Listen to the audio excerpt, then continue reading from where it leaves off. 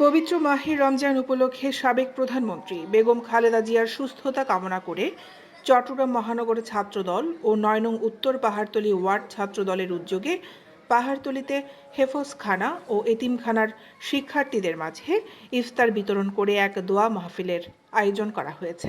আজকে আমাদের মাদ্রাসায় এতিমখানায় এক ভাই আমাদেরকে ইফতারি করাচ্ছে। মাঝে মাঝে অনেক ইফতারি আসে, যে ইফতারি আজকের ইফতারি হচ্ছে বিরিয়ানি ভাত।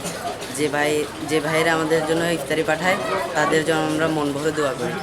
রবিবার ৯ মার্চ বিকেলে নগরের পাহাড়তলীর মোহাম্মদিয়া আরাবিয়া হেফজখানা ও এতিমখানায় অত্র মাদ্রাসার প্রায় ৭০ জন শিক্ষার্থীদের মাঝে ইফতার বিতরণ করা শেষে এই দোয়া মাহফিল অনুষ্ঠিত হয়।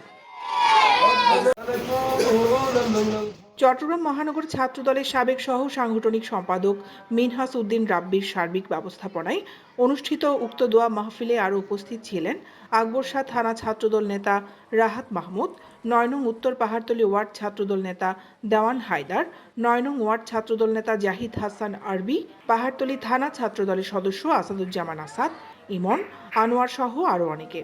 মাহফিল শেষে মোনাজাতে সাবেক প্রধানমন্ত্রী খালেদা জিয়ার সুস্থতার জন্য দোয়া চেয়ে ও জিয়াউর রহমানের রুহের মাগফেরাত কামনা করে এবং চট্টগ্রাম মহানগর ছাত্রদলের সাবেক সভাপতি মোশাররফ হোসেন দীপ্তির পিতার জন্য দোয়া করা হয়।